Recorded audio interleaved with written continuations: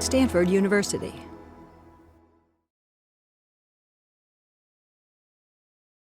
Okay, well, welcome to Lecture 4 of CS193P, Stanford, winter of 2015.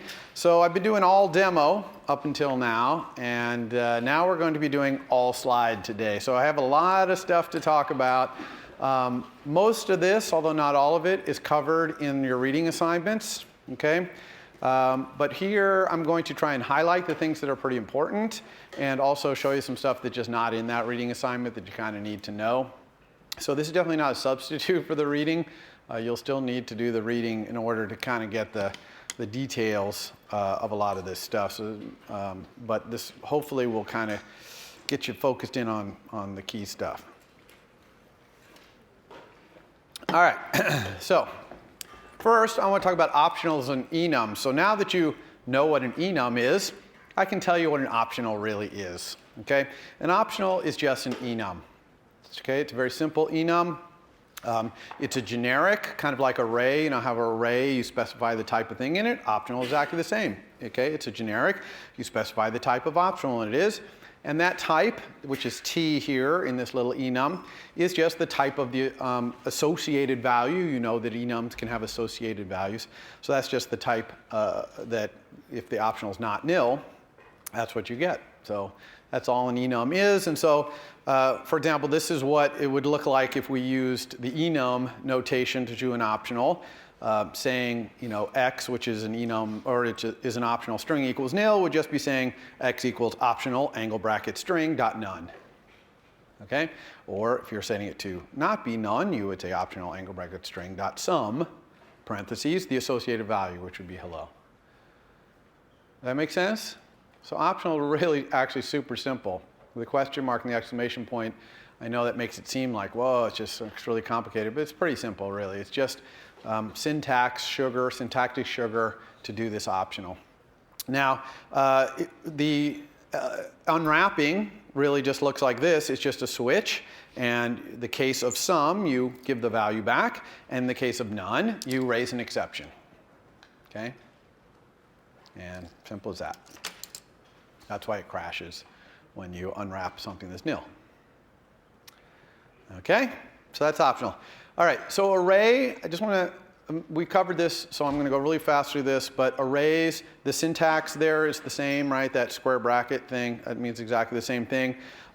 Also, you can't append or modify in any way an array that is a let, right? That's a constant array. I just want to make it clear that defining an array to be a constant by saying let something equal an array versus var something equal an array means that it's immutable. So you can't do append or insert or anything else that you could do on a mutable array. Also, of course, if you access an array with the square brackets and try to pull out something that's outside the bounds of the array, this array only has 4 animals in it and I'm trying to get animals 5, that's going to crash. Array index out of bounds, just like pretty much any language you've used.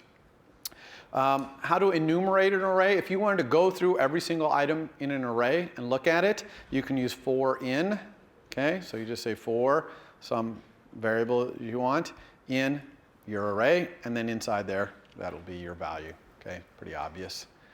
I put this here mostly to compare it to the next slide, which is dictionary. So dictionary, again, that square bracket thing is an alternate for the exact same thing. So if I had a nice dictionary here, I can create a dictionary using this square bracket notation, which is just square bracket, key colon value, comma, key colon value. Okay, you know that. And you also know that if I access a dictionary with the square brackets, it returns an optional. And that's because, for example, here, I'm looking up Pac-10 team Ohio State. Obviously, that is not a Pac-10 team, so it's not in the dictionary, so it's going to return nil. Okay, so that's why when you access a dictionary, it comes back, it's an optional. To enumerate a dictionary, you use a tuple.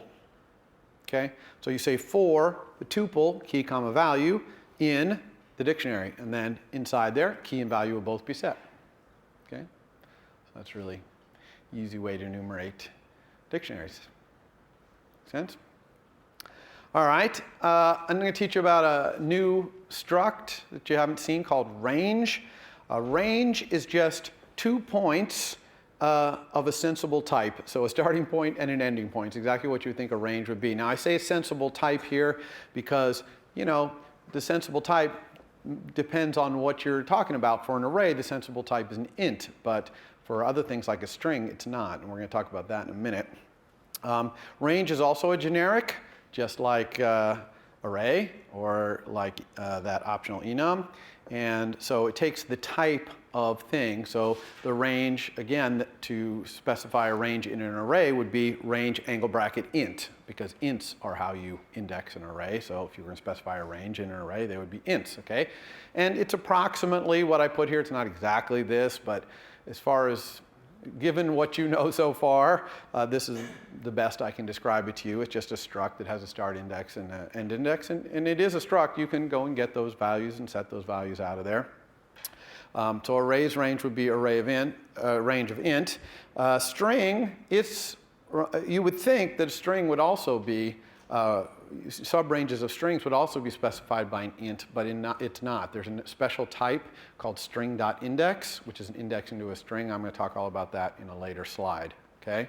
So ranges, just like arrays and dictionaries, we don't usually say range angle bracket int equals something. We use this special syntax, and the special syntax is this 3 dots or 2 dots and a less than sign.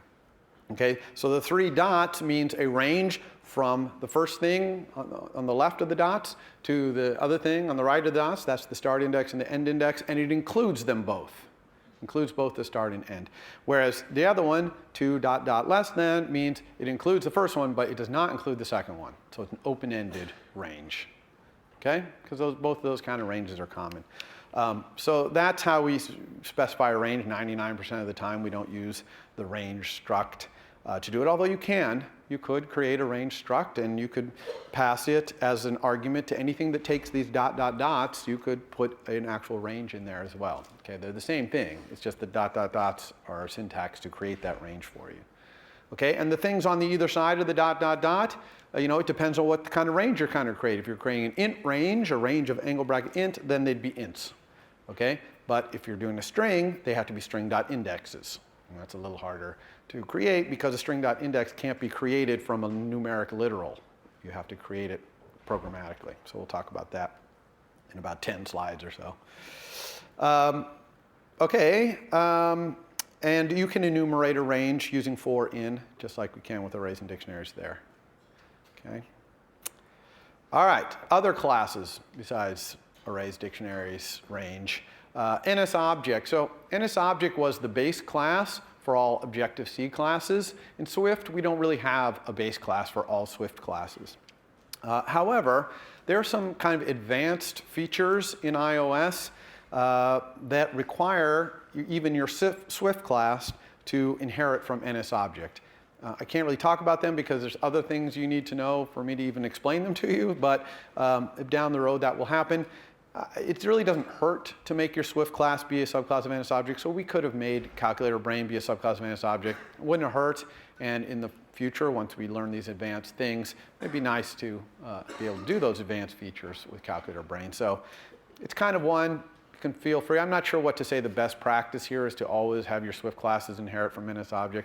All the classes in iOS, like UI View Controller and all those, they all inherit from NSObject eventually. It's the superclass of all of them.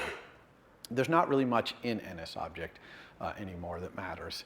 But like I say, there's these advanced features. But then there's NSNumber. You've actually briefly seen NSNumber. NSNumber is just a generic number holding class. It just holds a number. That's all it does. And it has a ton of methods on it. I'm not going to go through them here. You can look in the documentation. But the methods are things like double value, int value, which is give me your value of yourself as an int, as a double, etc.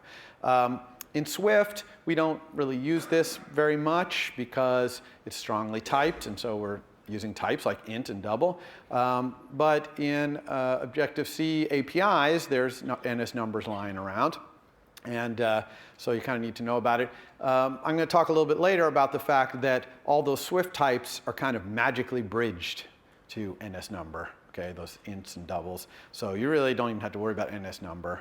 Unless you're going to use something like the NSNumber formatter that we used in the assignment, okay, because that thing returns an NSNumber. Yeah. So if there's Swift, is there a way to make like an array that holds any kind of? Yeah, so the question is, if there's no NS objects, well, it wouldn't really matter about NS object, but the question is, can I create an array where there are random objects in there? And we're going to talk about that later.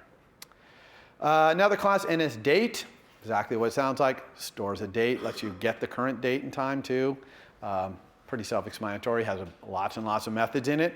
And it has even more and more methods because there's those three other classes mentioned here, calendar, date formatter, and date components.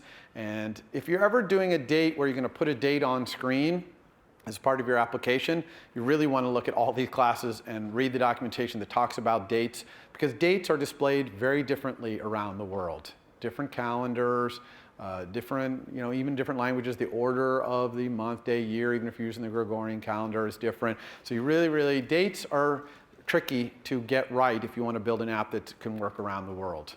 Okay, so I'm just kind of warning you, if you're going to build an app like that someday, you want to really understand date and all its friends here.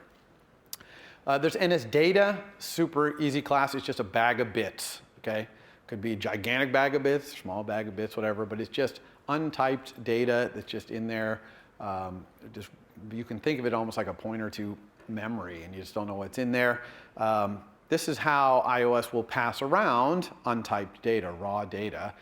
It passes it around using this class. It'll be obvious when we start using this what it's for. You're not going to be using NSData much in this class because we're not dealing with raw data that much. Okay.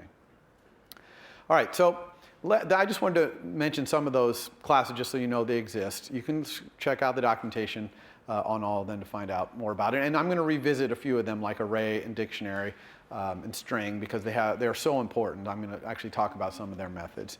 But I want to talk a little bit about data structures in Swift in general. Okay? There's really three fundamental building blocks for your data structures that you might build. And you've seen them, two of the three of them in detail. But they are class, struct, and enum. Okay, they're the three basic building blocks. And they look very similar. Their declaration syntax looks very, very similar, right? Just the only difference is whether it's class, struct, or enum, but otherwise looks the same. They're also very similar in that they can all have properties and functions. Okay, all three of them. Now enums, their properties can't store any values. You store the values in an enum in that associated information, but they can have computed properties. Okay, and all three of them can have functions. Right? Okay, so it's important to understand. So they're very, very similar in that way. They're also similar, at least structs and classes, in that they can have initializers. And we're going to talk about initializers in detail in a few slides. Okay, so they're similar in a lot of ways, but there's a couple ways in which they're very different. All right, classes are the only ones where you have inheritance. Okay, and it's pretty obvious. That's kind of the main definer of what a class is. It has inheritance. And then introspection and casting, which I'm also going to talk about a little later, those are only for classes. So none of this casting thing I'm going to talk about can you do for structs. And the most important difference to understand, and we really went over this in the demo, is this value type versus reference type. Structs and enums are passed around and stored in variables, copied, okay? And classes are reference types. In other words, we pass around pointers to them. They live in the heap. And remember that classes, their memory in the heap is managed for us. Okay, so there's nothing, we don't have to do anything. Alloc can free them. We create them when we want, and when no one's using it, it gets cleaned up. And it's not garbage collection, okay? Reference counting, automatic reference counting.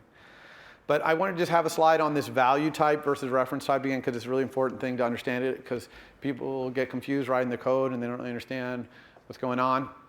But a value type, structs and enums mean that it's copied when you pass it into a function. It's copied when you assign it to a different variable. This one especially gets people, they don't understand this. If I have, let x equals array, and I say let y equal x, that makes essentially a copy of x. Now, that copy might be lazy behind the scenes, but as far as you're concerned, it's a copy. Okay? And if you want it to be mutable, you could copy it into a var instead of a let, and now you could mutate it. And if you mutate it, you're mutating your own copy. You're not mutating what the other one pointed to. Okay?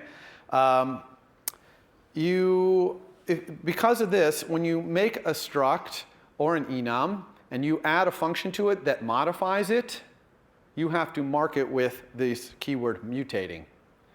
And that's so that Swift knows when someone else tries to use your enum or struct, if they use one of these mutating functions, it obviously has to be in a var, not in a let type variable. Okay. So reference stored in the heap, reference counted. Even if you have a constant pointer to a class, let something equals the class, you can still send messages to that thing that can mutate it because it's in the heap. All right, so you have a pointer to it. So, and when you pass it to a function, you're passing a pointer to that thing. So if the function modifies it, it's modifying the thing back where it was called. Okay, so which do you use between these two? Well, 90% of the time you're going to use a class. This is object-oriented programming language. You're going to want to have the ability to do inheritance and overriding and things like that. Structs are really more for the basic fundamental types like double, int, array, dictionary, string. These are all, really fundamental things. And when we get into the graphics, you're going to see that points, sizes, rectangles, those are structs. Okay, but most of everything else we build with classes. Okay, and since it manages all the memory for you and all that, it's really no big pain to use classes. All right, so methods. So I want to talk a little bit about methods. All right. You obviously, if you override a method in a class, you have to put the keyword override in front of it. Okay. You can also mark a method final. That means no one can override it. So if someone subclasses a class you wrote, they can't override it if you marked it final. You can also mark an entire class final, which means it's, this is the end of the line. You can't do any subclasses of it, basically. Okay. Both types and instances have methods and properties. So types, a type is like array, that's the type. An instance of an array is an actual array with things in it, okay? Let's look at this piece of code right here. I've defined a double, okay, this var, which is a double. And I say if the double is sign minus, that means if it's minus sign, it's negative, then I'm going to set the double to be the absolute value of the double. So is sign minus is an instance variable, an instance property. You send it to a particular double to ask it, is your sign minus? Whereas double.abs is a type function on double. You pass the double you want to operate on to it, and it works on it. But you're not sending abs to a particular double. You're sending it to the class, or the struct in this case, the type. You see what I mean? So some methods you send to instances, particular instances of something. Some things you can send to the type. All right? So two different kinds of method. But otherwise, the rules for them are about the same. It's just that who you ask to do the work. You declare a type method or property by using static in front of it. So like abs, there would be static func abs takes a double, returns a double. And that makes it so that you send it to the double type instead of sending it to a particular double. In a class, you use the word class, not static, okay, because it's called a class function. Okay? So I just don't want you to be confused when you start seeing methods like abs that are sent to the double type. That looks kind of weird, but it's perfectly normal. Okay? And what would you do with a type? When do you have a type function versus an instance function? Well, if you're doing any kind of utility work, right? You're not doing anything particular to a certain kind of double, but you're just doing utilities. You would have those in there. Sometimes you would have type methods that create objects of certain kinds and hand them out. Maybe a shared object, like if you had only one instance of an object for your entire app of a certain type, maybe you would ask that type, give me that shared instance. Okay? So it's kind of for utilities and creation, that kind of thing. I don't want to say they're rare, they're not super common. You'll see them in iOS, and you'll probably use them occasionally. You would use them really instead of global functions. You can have global functions in Swift, of course, but you'd really probably prefer to make it a type method so that that function is associated with, the type and kind of, unless it truly is a global function that just applies to the world, it's not about a particular class. Usually you would make them be a type function or a type variable. All right. So method. Now let's talk about the parameter names of methods. This is going to be the crash course. You read all about this, I hope, in the documentation. But all parameters to functions have an internal name and an external name. So we're talking about the parameters, okay? So down there, foo, the parameters, parameter to foo there.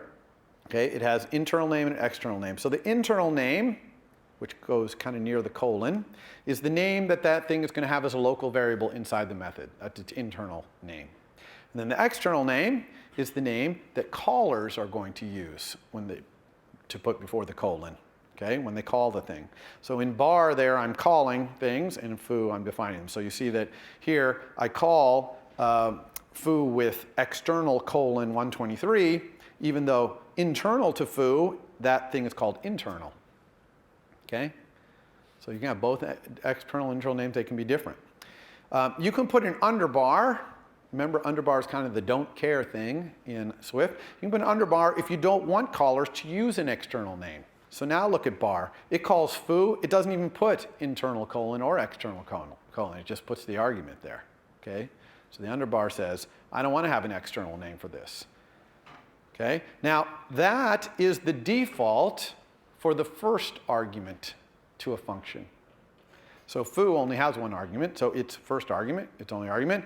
You can see that when you call it from bar, you don't say internal colon. That's because that underbar thing is the default. Now, if you don't want that to be the default, you can force the first one to be required by putting a pound sign there, a little hashtag. Okay? And that makes it so you have to say internal colon. Okay? For other parameters, not the first parameter, but other parameters, the name, the internal or an external name, is mandatory, okay? Unless you put and you can change the name. It can be, you can have the external name be different for any parameter, not just the first one. And you can put the underbar in there and make it so even the second one has no parameter name. This would be incredibly unswift-like to do this, to have a function like this that takes two arguments, and the second one doesn't really have a name. Because in Swift, you can kind of think of the name of the method as describing what the first argument is. The first argument to your method should always be kind of obvious based on the name of the method, because the method does something, it operates on something or whatever. That should be the first argument. That's why it usually doesn't need a first parameter name. And then all the other arguments, you want to give them names so people understand what they are, okay, what they're about. And in other language, a lot of times you'll have a really long method that says, you know, do this and that with this other thing and that. And then in parentheses, you have 4 arguments, and people have to kind of match up what's what. Here, the name of the method really is kind of distributed out amongst its arguments, so it's really a lot easier to read and a lot easier to understand what the heck is going on. So I don't recommend it. I don't recommend putting the underbar in parameters. There are some exceptions, but I generally don't recommend that. Okay. All right.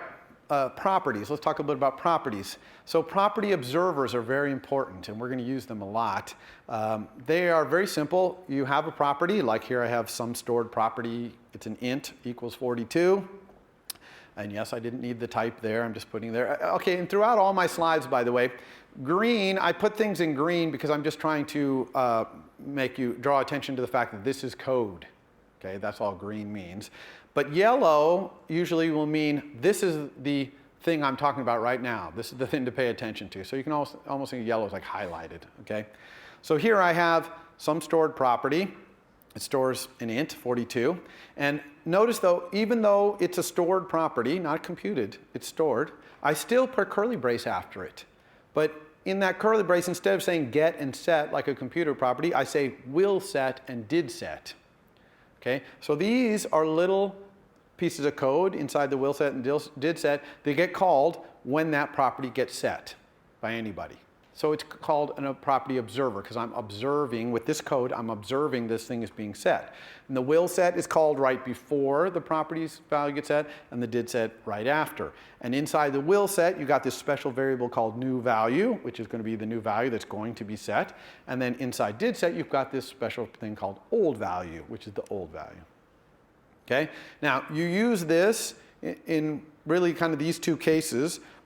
One is you have a stored property in yourself, in your class, and whenever someone sets it, you want to kind of notice and do something, okay? And the other one is you inherit some property, and you don't necessarily do anything with that property directly, but you want to know when that gets changed by anybody. Okay? So you can even do will set and div set on properties you inherit from somebody, from your superclass. Okay?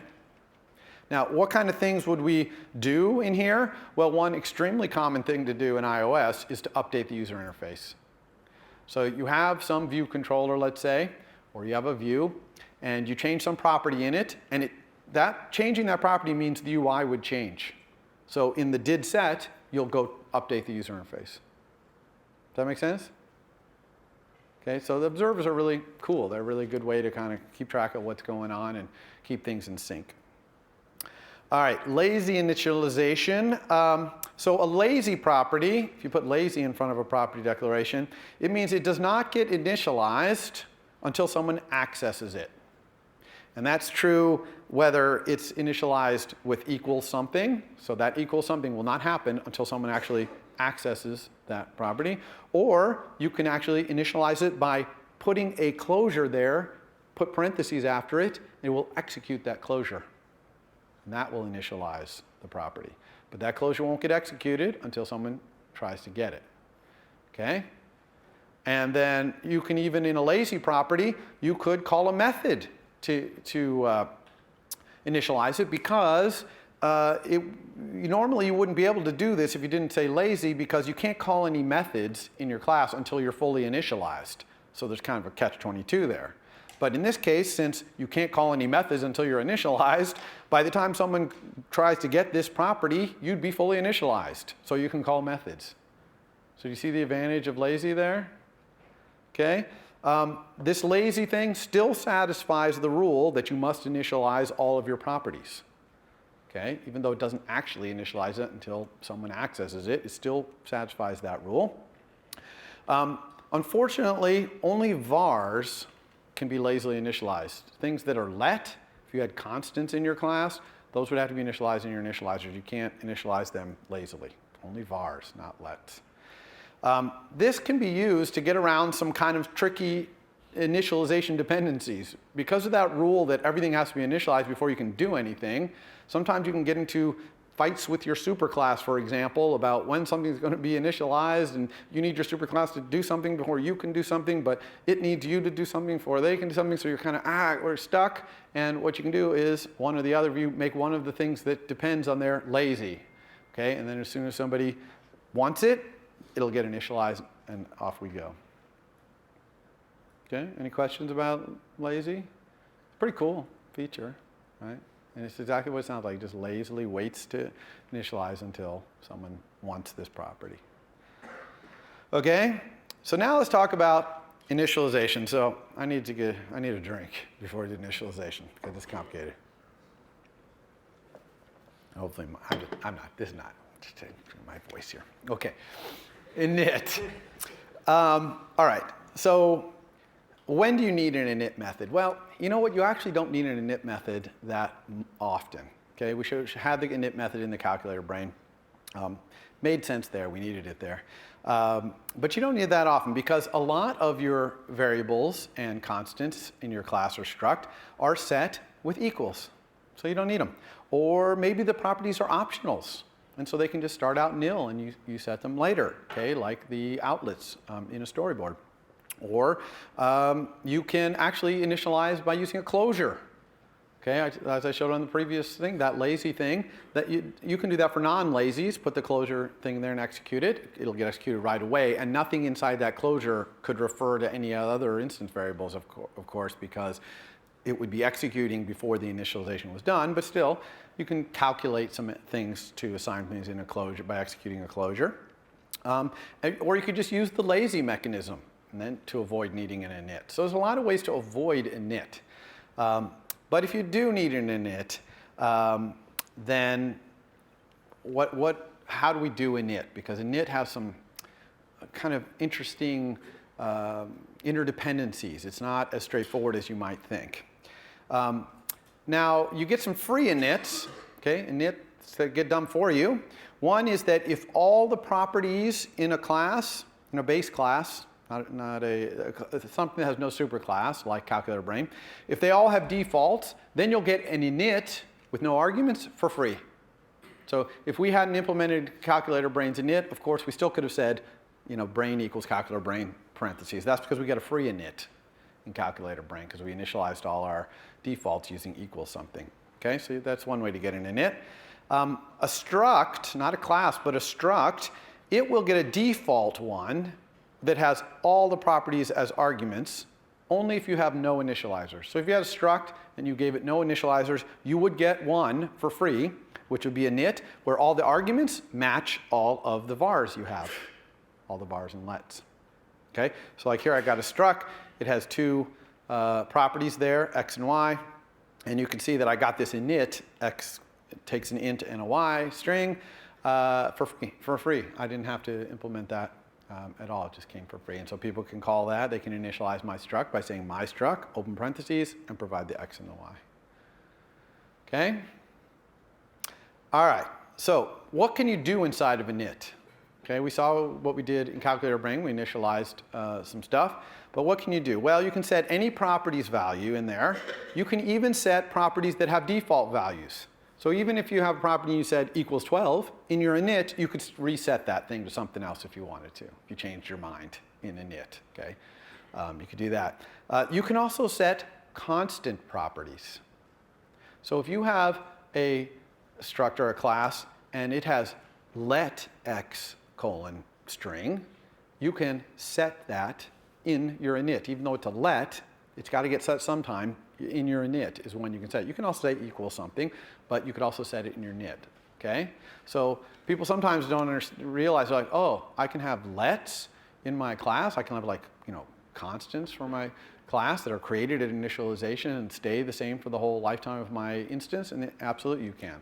And you initialize them in your init. Okay, that's actually good practice if you have something that's constant like that. You can call other init methods in your own class or struct using self.init. Okay, self.init, you can call the other ones with the ones that have different arguments. Okay, so that sounds good. And of course, in a class, you can call super.init. Call your superclasses initializers with their arguments, whatever they might be. However, big old humongous however on this one, there are a lot of rules for calling other inits, especially in classes. Okay, in structs, it's not a big deal, but in classes, there's a lot of rules, and we're going to take 2 slides here to go through these rules briefly. All right, so as part of these rules, what are you required to do inside of init? What is mandatory for you to do? Well, as you know, you have to have initialized all the properties in your entire class. You cannot start a class off with no values. And remember, optionals, nil is a value for an optional, so if an optional is nil, it is set, so everything's fine there.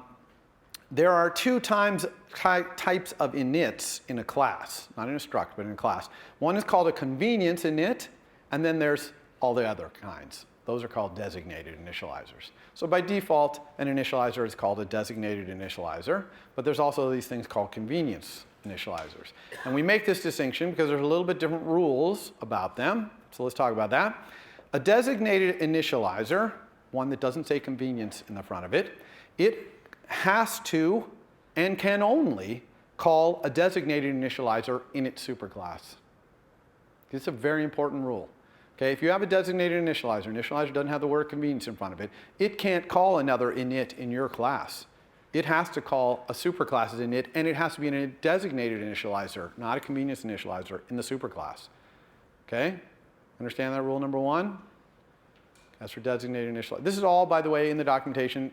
It's very elaborately drawn out with pictures and all that. I'm just trying to summarize it here. Okay, hopefully you've read that already, and this is review, but if not, hopefully understanding a little bit of what I'm saying to now, when you read it, you'll say, oh yeah, I get it. Okay, so that's the rule for designated initializer. You have to initialize all of your own properties before you call your superclass's initializer. Okay, this is for designated initializers only because they're the ones who call their superclasses initializers. So you have to be done with your own properties before you call your superclasses. This one will trip you up often. Okay? You also have to call your superclasses init before you assign a value to any property you inherit from your superclass. In other words, you have to let your superclass initialize its properties before you can start setting them. So you get those 3 rules. Okay, that has to do with your super, it has to do with designated initializers and calling super. All right, now a convenience initializer has different rules. Okay? First of all, a convenience initializer must and can only call a designated initializer in its own class. Convenience initializer cannot call super init of any kind. And it can't call, and it must call a designated initializer. Now, it can call that designated initializer indirectly through another convenience initializer. Okay, so one convenience initializer could call self another convenience initializer, which calls designated initializer, but eventually a designated initializer must be called. Okay. A convenience initializer must call that designated initializer, directly or indirectly, before it can touch any values, obviously. Okay? You have to kind of get your object primarily initialized before you can have the convenience initializer start hacking at properties. The calling of other inits, whether you're a convenience guy calling your designator, or whether you're designated calling up to your super's designator, has to be complete before you can start accessing your properties and methods. In other words, the class has to be initialized before you can start calling methods and properties. Okay? That's why we have to use lazy if we want a property to set its value to be calling a method, because we can't do it non-lazily because we wouldn't be initialized at that time. We'd still be in the process of initializing. It's kind of a 2-phase initialization. You get fully initialized, now you can go do that. Okay, so these are the rules. Question? Is there a way to set constant then by like calling a method? Like so the question is there a way to set a constant by calling a method or something like that? And the answer is no. Okay, you can only set constants either setting them equals something or in your initializers. Unfortunately, later you can't do it. Okay, let's talk about inheriting init. Okay, because this is complicated as well. So here are the rules for inheriting init. If you do not implement any designated initializers in your class, then you will inherit all of your superclasses' designated initializers. Otherwise, you will inherit none of your superclasses' designated initializers. Okay? It's all or nothing on designated initializers. If you override all of your superclasses' designated inits, okay, so your superclass has 3 designated initializers with different arguments. If you override all of them, then you will inherit all of your superclasses' convenience initializers. Also, if you implement none of them, because you'll essentially inherit all the designateds and all the convenience in that case. Okay? So that's the inheritance rule. And this trips people up too. They're like, oh yeah, I implemented that one initializer, but how come the other initializer doesn't work? Well, because once you implement one designated initializer, you don't inherit the rest of them. Okay? So it's all or nothing on designateds. On convenience, it's kind of all or nothing too, because you have to implement or not implement all of the designateds to get the conveniences. Any init that you inherit by these rules that I just said count for all the rules on the previous slide. Now, I'm not going to go back to the previous slide and go through them all, but you can satisfy a lot of the requirements in the previous slide by just inheriting your initializers. Okay? But you can only inherit them in these kind of restricted ways, but once you do, you can satisfy a lot of those previous rules. It is possible to have what's called a required init. You just put required on it, and if you put required, it means that subclasses must implement it. It is required. Now, they can inherit it by the rules above. In other words, if they don't implement any designated initializers, they'll inherit the required initializer. That's good. But if you implement any of the designated initializers, you must implement the required ones. Okay? Finally, there's failable initializers. Okay? So some initializers are allowed to fail and return nil. Okay? You designate them by putting question mark after the init like this right here. Okay? Now this is pretty uncommon. Okay? You don't see this very often. And the documentation, last I checked, doesn't really show this very well. It doesn't put the question mark in there. I think it's just a documentation generation problem. It will say in the comment for the init, this can return nil if it fails, but it doesn't seem to put the question mark on there. But that's okay, because when you start using it, you're going to call this initializer, and the thing's going to come back, and you're going to try and send messages to it, and it's going to say, this is an optional, does not respond to the method. And you're like, what? It's an optional? And then you're going to know, oh, the initializer was failable. So let's look at an example of this. So UI image, okay, it's a class in UIKit. And it returns an image. And you can ask for an image by its name. But of course, that image named that might not be anywhere in your project. So this thing can return nil. So in this case right here, image equals UI image named foo. Image is an optional UI image. Even though I'm calling an initializer there, right? UI image is initializer. It could be tuned. So usually what we do in this case is we use if let. Right? If we can let the image equal the image named foo, then we'll do what we want. Otherwise, we couldn't find it, so we'll do whatever we do in that case. Okay? So watch out for those. There's very few of them, a few dozen at the most. Yeah? Does this replace like try catch? So the question is, does this replace try catch? We're not even going to talk about try catch in this class. Okay? That's how rare it is. You really don't even use try catch in Swift. You know, things are, optionals make a lot of try-catch stuff just not necessary. Try-catch, for those of you who don't know, is you can raise exceptions in your program and they can percolate up the call stack and someone tries to catch them and handle them, okay? And that programming methodology is not one that's really something we use very much in iOS, okay? In Objective-C, maybe it was used even a little more. I'm not even sure about that. But certainly in Swift, we're not going to be using that. I'm not even going to show it to you in this class. That's how unnecessary it is to know that. Okay, so let's talk about creating objects then. You know to do it by putting the type and then parentheses and then the arguments to the initializer. Okay, it's completely obvious there. You notice you don't always create objects by doing that. Sometimes you will ask a class method or a type method to do it. So here's one, button with type. You see that's being sent to UI button, the type. Right? It's not being sent to a UI button. It is being sent to the type, like we talked about before. And so sometimes you'll be creating things that way. Very rarely. Apple's been moving away from that model and more towards just using initializers and creating things. But there's some that do that. Like remember UI image on the previous page, that wasn't UI image dot image named. That's kind of how it used to be in Apple. Now it's UI image parentheses whatever, call the constructor. Sometimes other objects will obviously create objects for you. So like here's a really cool method in string called join. Okay, join takes an array of strings and it will separate them by whatever string you send join to. So comma dot join of an array will give you a comma separated string, a string with the things in the array comma separated. And that's obviously creating a new array. So this is kind of completely obvious, but yes, some methods return objects to you that were created. Okay, so now let's talk about any object. This was brought up earlier. Any object is kind of a, okay, for the purposes of what you know so far, you can think of it as a type. Okay, it's not really a type, but you can think of it as type like double or array or whatever.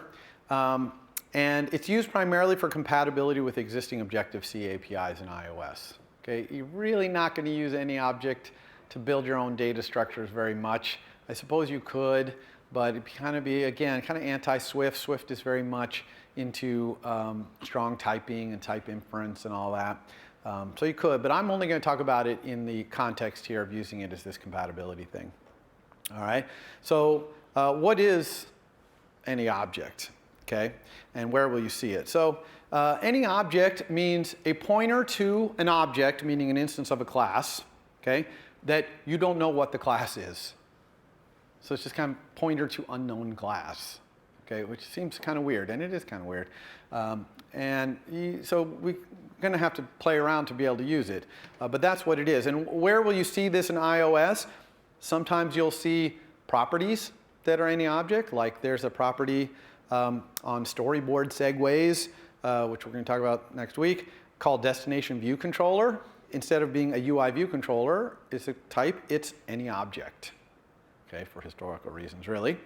And similarly, in UI view controller, there's a property called toolbar items, and it returns an array of any object, okay? So basically, these properties are giving you back things you don't even know what they are, okay? You'll also see them as arguments to functions. Like here's a UI view controller method prepare for segue. It takes a normal argument there, segue, but then it also takes a sender, which can be any object.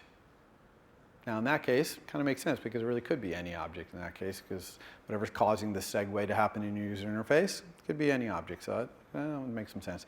But there's add constraints, okay, which is another UI view controller thing. And you add the constraints, you think that would be array of whatever class constraints are. I haven't taught you about this, but these are the constraints that do all our UI shifting. But again, for historical reasons, it's an array of any object. And even in append digit in calculator, okay, remember when we control dragged the button to make append digit? And I made a big deal of saying, change that from any object to UI button, okay? Well, if you hadn't changed it, then you could have ended up with append digit sender any object, okay? It also can even be the return type for functions. Like that button with type I talked about a few slides ago, it actually returns any object. It doesn't return a UI button. You'd think it would, but it doesn't. It returns any object. Okay, so this, you're probably like, what the heck is going on? Why would we be passing around these pointers? We don't even know what these things are, okay? Well, we'll talk a little bit why we do it, but let's talk first about how we use it, because it's this pointer to unknown object, so I can't really send any messages to it because I don't even know what it is, okay? And so to use it, we convert it to a type we do know. Okay, that's the only way we're really going to use any object is to convert it to some class that we do know, right? And we do that with by creating a new variable. So we've got some any object. It was an argument to a method, or it's a local variable, or something like that, and we want to convert it. So we're going to create a new variable of the type we want to convert it to. Okay, and we're going to assign this new variable to be equal to that any object thing converted. Now, of course, we have to convert it to a compatible type. It actually has to actually be one of those things. So if we got the UI button back from button type and it comes back as any object, we can convert it to UI button because it is a UI button. Okay, but we can't convert it to a UI label. It's not a UI label, so that would crash our program actually. So how do we do that conversion? Yes, it would crash our program if we do that. How do we do that conversion safely so we're not crashing our program all the time? So there's two ways, and we call this casting, okay? You know what type casting is. We're essentially casting the type from any object to something else. And we can typecast forcibly using the as keyword, as. Okay, Swift, as usual, very succinct. And so I'm going to use that destination view controller thing as an example. So I've got this property, destination view controller. It's an any object. And I know it's a view controller, and I think it should be a calculator view controller. So I'm going to be using in my examples calculator view controller. Imagine we had called our calculator view controller instead of view controller. I'm doing that in the examples because it's just going to make more sense, okay? So I want to talk to this destination view controller, which is any object, and I know that it's a calculator view controller. And if it's not a calculator view controller, my program should probably crash, because in the context I'm using it, I want it to be that, okay? So I can just say let calc_vc equals calculator view controller as calculator view controller, and now calc_vc, this new constant, its type is not any object, its type is calculator view controller. And so now I've gotten hold of that any object in a way I can actually do things with it, and I can send messages, calculator view control messages to calc_vc. Now, you can protect against crashing if you're not sure whether that destination view controller is a calculator view controller, but you're hoping it is, okay? You can use as question mark. And as question mark returns an optional. Same as, right? As returns that any object thing cast to be a different class. As question mark does the same thing, but it's optional version of that. So it can return nil if that any object, destination view controller, cannot be turned into a calculator view controller because it's not a calculator view controller, it's some other kind of view controller or something else, all right? And so you can say if let calc VC equals destination view controller as calculator view controller, and then inside there you've got calc VC set, and you know that it's a calculator view controller, and any object is now in your past. Okay? Make sense? So we get as and as question mark. You can also check beforehand if you just want to see, is this a calculator view controller? You can say is. So you can say if destination view controller is a calculator view controller, then I'll go ahead and then I can do the as, for example. But usually we use the as question mark, check it and convert it all in one go. Okay? So that's how we're going to use an any object. We're going to have to cast it with as into something else. Question? Is there a method which tells you what type it is? Because if it's able to check if it's not or if it is, it does know it under the name, right? Yeah, so the question is there a way to kind of ask it what the type is and get the answer back in some way? And the answer is, for the purposes of where you are, no. Okay? You don't do that. You ask it for certain, whether it can be a certain thing. You don't ask it, what are you? And then try and figure it out from there. We're not going to use that paradigm. Okay. Let's talk about arrays of any object. Because sometimes you're going to get an array of any object back, like that constraints one I was talking about, where it's going to be an array of constraints that are going to be any object, but I know they're going to be NS layout constraints, but they're going to be an array. So you can do some interesting things with casting there. So let's use the toolbar items one. So that toolbar items, that's a property in UI view controller, and it returns an array that's going to have UI bar button items in it, but for historical reasons, it returns this square bracket of any object. So I can say for item in toolbar items, then item is going to be an any object. So I'm enumerating those any object, and I'm actually having my variable item be any object. But then inside, I'm saying if I can let the toolbar item equal, be a UI bar button item, then I'm good to go. So you see how I'm enumerating this array of any objects, and then inside I'm doing the as question mark. But I can do it another way too, okay? Which is I can say for toolbar item in toolbar items as an array of UI bar button item. In other words, I can cast the entire array. If I know that that array of any object is really an array of UI bar button item, I can just cast it. Now this one, you can't do question mark, because it wouldn't make sense to say for toolbar item in nil, okay? So that makes no sense. So you can't. Here you better be darn sure that that array has what you want. But then inside, now toolbar item is a UI bar button item because I casted the whole array from array of any object to array of UI bar button item. Understand the difference there between those two? Okay. Another example of any object and where it appears. So if we hadn't changed, when we control drag to make append digit, what if we had left it any object? Okay, so we had append digit sender : any object. How could we have dealt with that? Well, we just would have said, if we can let the sending button equal sender as a UI button, then do what we do. Let digit equal sending button dot current title, exclamation point, et cetera, et cetera, et cetera. Make sense? But we didn't want to put that extra if let, and I hadn't taught you about as, so that's why I said be sure to put that thing UI button. All right? Now you might ask, why is that even in any object? When I control dragged, why didn't it just put UI button?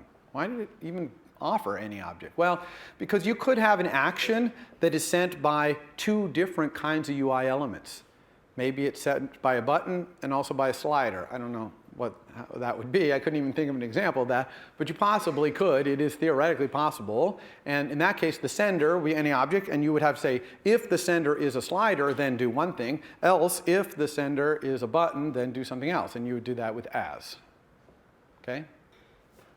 So that's why I'm saying I think that default should not be any object, because that's a pretty rare case where two different kinds of UI elements are sending the same thing. So why do the rare case? Even though that's the more generic or more general case, I agree, it still just seems kind of error prone to me. But anyway, so there's another any object example. So here's one more any object thing. Let's go back to that button thing. So I told you the button with type returns any object. Okay? And so if I got a button and I wanted find out its title or something like that, I have to cast it. So I would call I would call that button with type, and I can cast on the fly, right in line. So if I call that line on green at the top, then down here I could say the title of the button equals button as UI button dot current title. So I'm just casting that any object, that button any object up there to be a UI button, and then sending it a message. So you can cast on the fly. Again, crash-a-roo if that button is not a button, but that's okay. In this case, button with type better darn well return a UI button. Okay, now this casting business is not just for any object. You can actually cast any two objects. For all non-any object case, though, obviously those two objects would have to be in the same inheritance hierarchy, right? You can only cast down, downcast into your own inheritance hierarchy. So, for example, if I had a local variable called VC, which was of type UI view controller, but I set it to calculator view controller, okay? I couldn't say vc.enter, right? Enter is a method in our calculator view controller. I couldn't say vc.enter because VC is a UI view controller. So as far as Swift knows, it doesn't respond to enter. Even though it is, in fact, a calculator view controller, from Swift's point of view, that local variable is not. It's of type UI view controller. But I could cast it and say, if I can let the calc VC equal VC as a calculator view controller, now I can say calc VC.enter. Okay? So you can cast, downcast through your inheritance hierarchy as well. You rarely do that, but might occasionally. All right, so let's zoom on here to any questions about that whole any object thing. When you see it in action, it'll make a lot more sense. Okay. Okay, so now let's just talk about some fun functions throughout all our classes, and we're going to start with array. First of all, that you know that array does plus equals. You can say array plus equals, but the argument to plus equals is another array. Okay, so if you just want to add one thing to an array using plus equals, you would have to put it in another array, just square brackets, put the thing inside, okay? Some people get tripped up by this. They do plus equals, they have an array of ints, and they say, my array of ints plus equals an int, and they're like, wow, why doesn't it work? It's because plus equal only adds whole arrays to other arrays. It's an array concatenator, okay? There's a couple of interesting variables, properties in array, first and last, that will return the first or last item in the array. What's interesting about them is that they return an optional. So they don't do array index out of bounds. So they'll return nil if your array is empty. Okay? So you should know about these because they can make your code read really nicely sometimes. So for these next ones, I'm going to have a little example array here. This is going to be an array that's got 3 things in it. I'm not even going to say what the types of those 3 things in there. They could be anything, okay? Because array is generic, right? Array angle bracket T. You can assume for the purposes of this, they're of type T, whatever the T is that I created the array with, right? So let's talk about, about append. That's how you add something to an array. We did that in the calculator all the time. There's also insert. So you can insert something in the middle of your array. You just specify what index. There's also splice. Okay, splice will take another array and splice it into the middle of your array. Okay, so that can sometimes be valuable. It's otherwise just like insert. It's just like inserting another array inside the array. Okay. There's also remove at index, of course, if it's a var. If you've got your array in a var, you can do remove at index. There's also remove range. Okay, so you can specify a range with the ... thing or the ... less than thing and remove a range of your array elements. And there's also replace range. And when you replace a range, the thing you replace it with doesn't have to be the same length. So I can have an array and replace a range that spans 3 things with something that is 6 long and it'll make my array longer. Okay, so you can replace range. There's also sorting. You can sort an array. The sorting method in array takes 1 argument, and that's just a function to determine whether 2 things are ordered before each other or not. Okay, so it's going through the array and putting everything in order. It needs to know, it picks out whatever sort it's using, quick sort, or I don't know what sort it's using in there, but it needs to be able to compare things. So you just provide function that does comparison. And usually you're going to do it with a closure just like this. You can see this is kind of the default sorting, assuming that this type can just be compared with less than. I would just say a.sort, closure, $0 less than $1.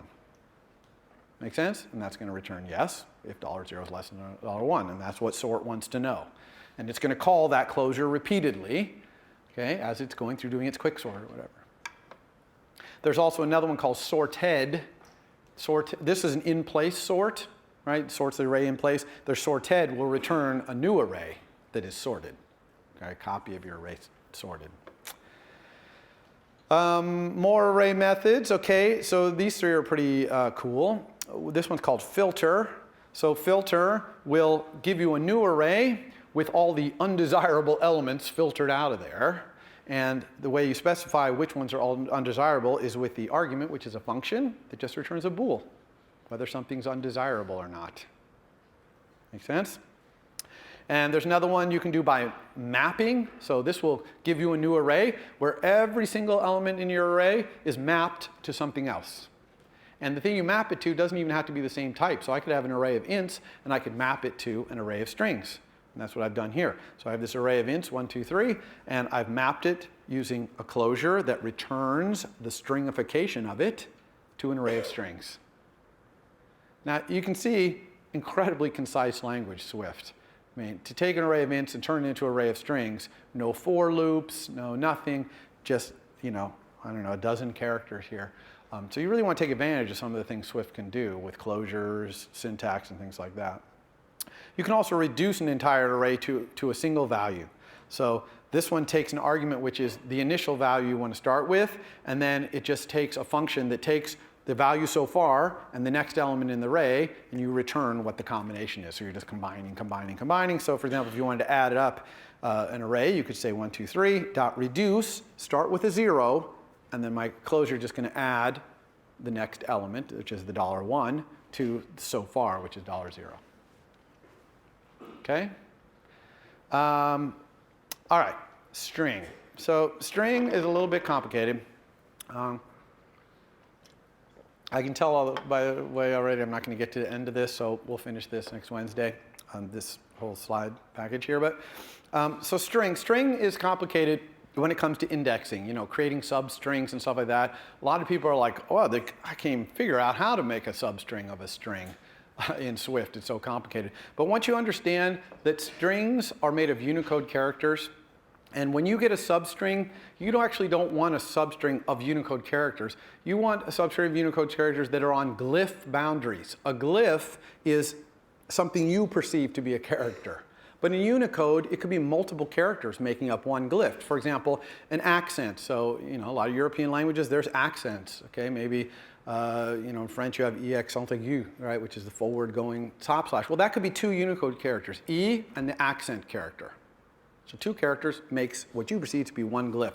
So you can't index into this string, which is an array of characters. That's what a string is. A string is an array of, essentially, internally, a collection, ordered collection of Unicode characters. You can't really index by int, or you might be halfway through the accent aigu, and you're getting, either the accent aigu or the E, but not the character. So instead, strings are indexed by this other type called string.index.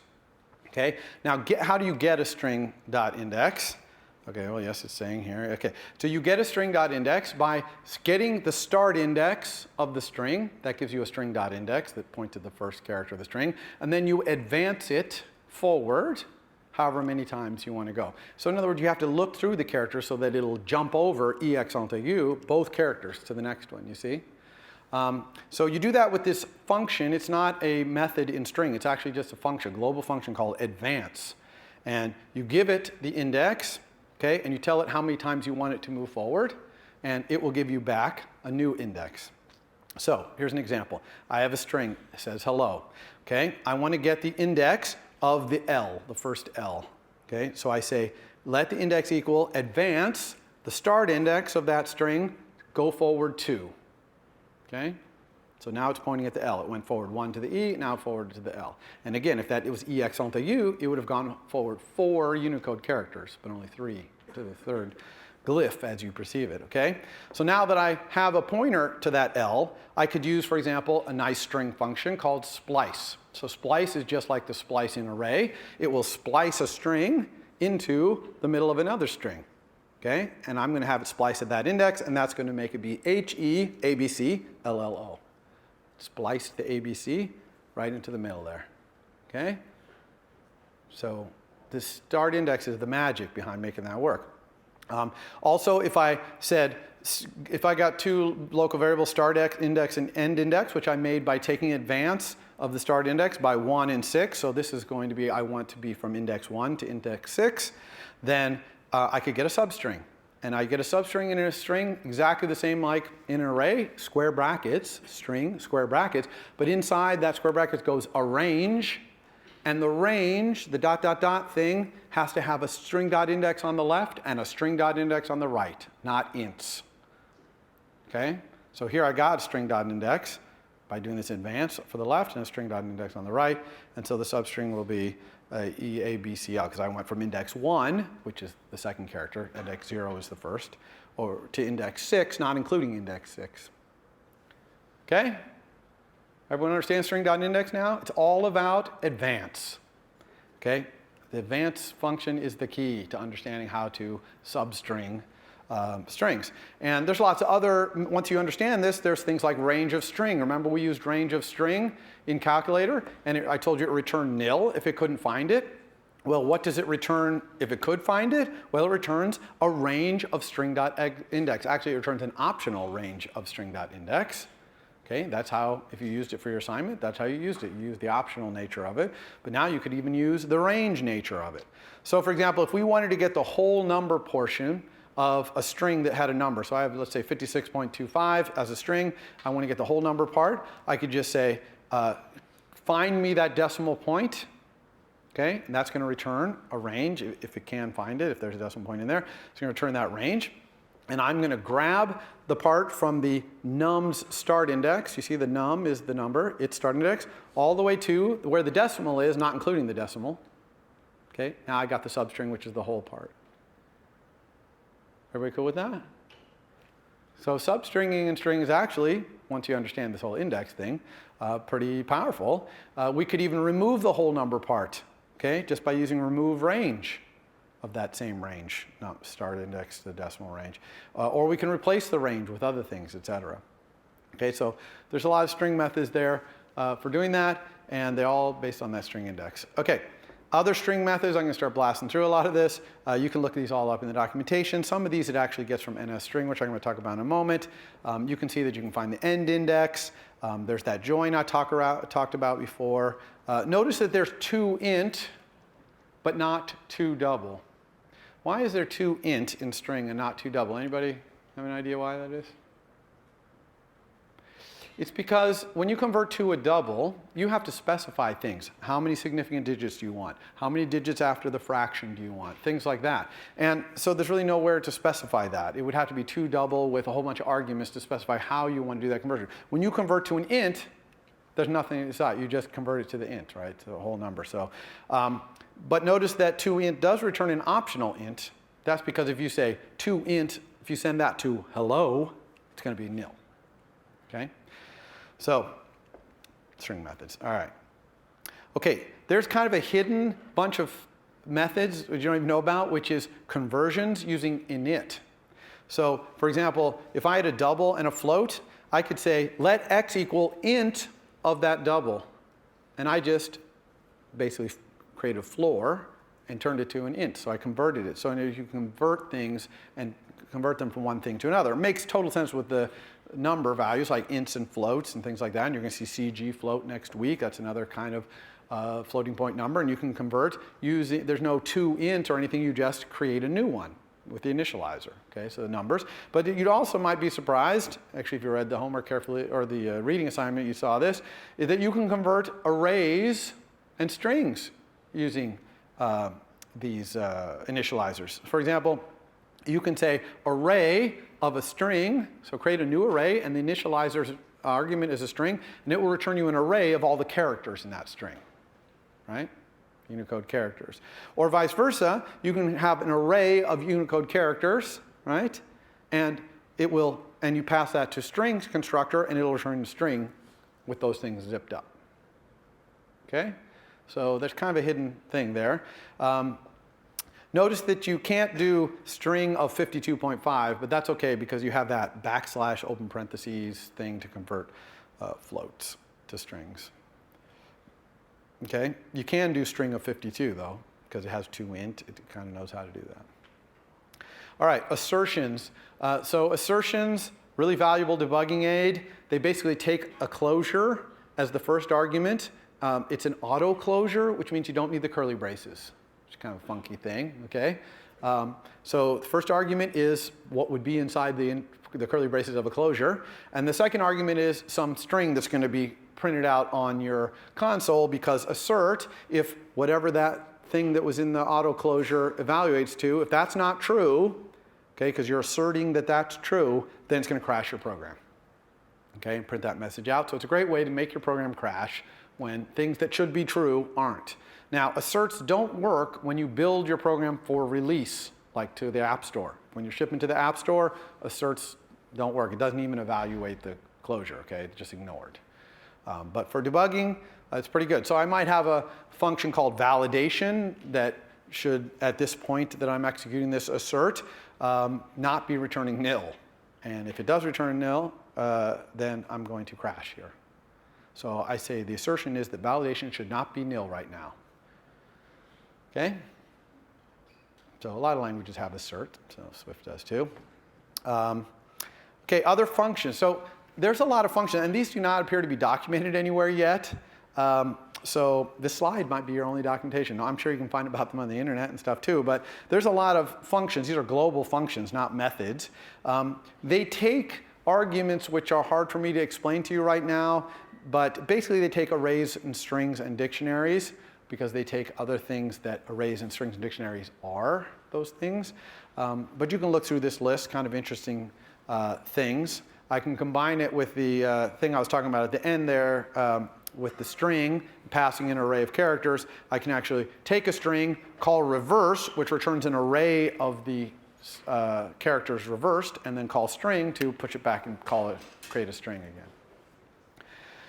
All right, Objective-C compatibility. You know what? We are going to wait and talk about this next time. Very important topic, but I don't want to give it short shrift. So that is it for today. Let me quickly show you this slide.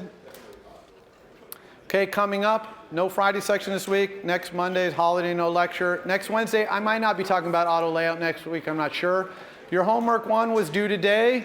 Your homework 2 is already posted. Your reading assignment 2 was posted on Monday. All that stuff is due next Wednesday. If you have any questions, I'm here. For more, please visit us at stanford.edu.